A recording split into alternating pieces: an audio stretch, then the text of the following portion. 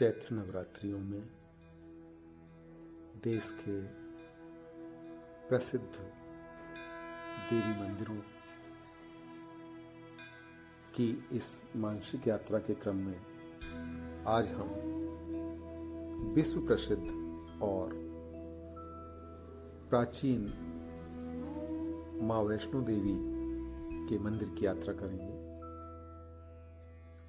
भारत के जम्मू और कश्मीर में जम्मू क्षेत्र में कटरा नगर के समीप मां वैष्णो रानी का मंदिर त्रिकुटा पहाड़ियों पर स्थित है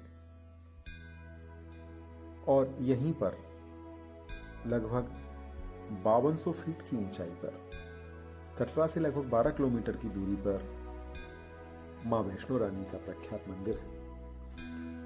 मां वैष्णो देवी का यह मंदिर भारत में वेंकटेश्वर मंदिर के बाद दूसरा सर्वाधिक लोकप्रिय और दर्शनीय धार्मिक स्थल है।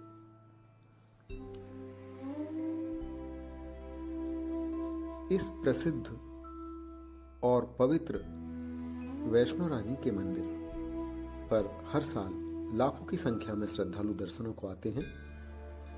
14 किलोमीटर इस लंबी यात्रा में श्रद्धालुओं को वाणगंगा, अर्धकुंवारी और सांझी छत से होकर गुजरना पड़ता है।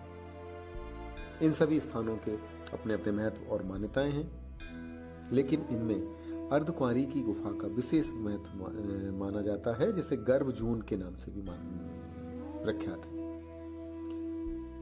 इस गुफा का आकार एक माता के गर्भ के आकार जैसा है। इस छोटी सी गुफा में से बड़े डील डॉल और आकार का व्यक्ति भी बड़ी आसानी से निकल जाता है। मान्यता यह है कि जो भी इस गुफा में जाते हैं वो जीवन मरण के चक्र से मुक्त हो जाते हैं और यदि उन्हें फिर ये जीवन मिल भी जाए तो अनंत सुखमय होता है। पुराणों के अनुसार इसी गुफा में मां वैष्णो रानी ने 9 महीने तक तपस्या की थी और गुफा से निकल के ही भैरवनाथ का वध किया था। और इसके बाद आती है वह गुफा जहां माता का मुख्य भवन है। त्रिकुटा की पहाड़ियों पर स्थित एक गुफा में मां वैष्णो देवी की स्वयंभू 3 मूर्तियां हैं। दाएं देवी काली की, बाएं में देवी सरस्वती की और मध्य में देवी लक्ष्मी की।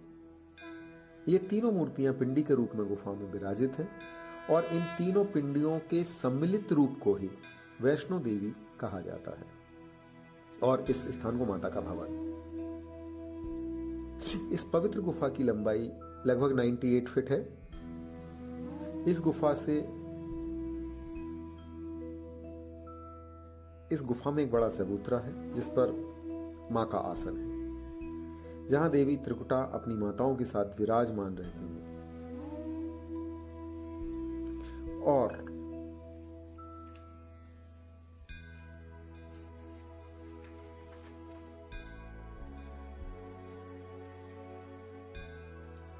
यहां तक पहुंचने के लिए पहले प्राचीन गुफा का इस्तेमाल किया जाता था, लेकिन भक्तों की बढ़ती हुई भीड़ को देखते हुए इस मार्ग को बंद कर दिया गया और उसकी जगह नया मार्ग है।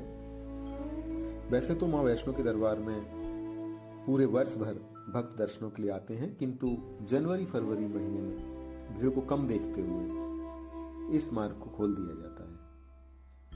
लेकिन यह तभी किया जाता है जब भक्तों की संख्या 10,000 से कम हो प्रतिदिन।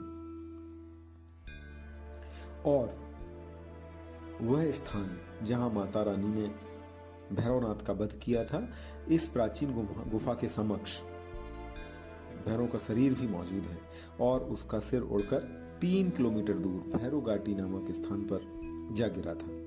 वो उसका शरीर यहीं रह गया था। जिस स्थान पर उसका सिर गिरा था उसे भैरवनाथ के मंदिर से जाना जाता है और कहा जाता है कि इस मंदिर के दर्शनों के बिना मां वैष्णो देवी की यात्रा संपन्न नहीं मानी जाती। मां वैष्णो रानी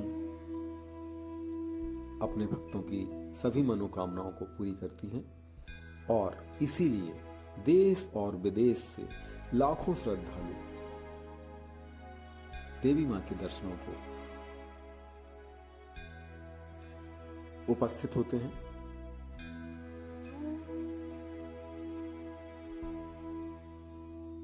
इस पवित्र मंदिर की यात्रा कब प्रारंभ हुई यह निश्चित कर पाना तो असंभव है, किंतु गुफा के भूवैज्ञानिक अध्ययन से पता चलता है कि इस पवित्र गुफा की आयु लगभग 1,00,000 वर्ष की है। चारों वेदों में प्राचीनतम ऋग्वेद में त्रिकूट पर्वत का संदर्भ भी मिलता है और यह भी विश्वास किया जाता है कि पांडवों ने ही सबसे पहले देवी माँ के प्रति अपनी भक्ति और श्रद्धा प्रदर्शित करते हुए कोल कंडोली और भवन में मंदिर बनवाए। त्रिकुटा पहाड़ के बिल्कुल साथ लगे हुए एक पहाड़ पर पवित्र गुफा को देखते हुए 5 पत्थरों के ढांचे 5 पांडवों के प्रतीक माने जाते हैं। तो देश के सबसे प्रसिद्ध और पवित्र मंदिर मां वैष्णो रानी के मंदिर की मानसिक यात्रा को हम इन्हीं भावनाओं के साथ विराम देंगे, इन्हीं कामनाओं के साथ कि मां वैष्णो रानी का अनुकंपा, आशीर्वाद और कृपा हम सभी भारतवासियों पर सदैव बनी रहे। बहुत बहुत शुभकामनाएं।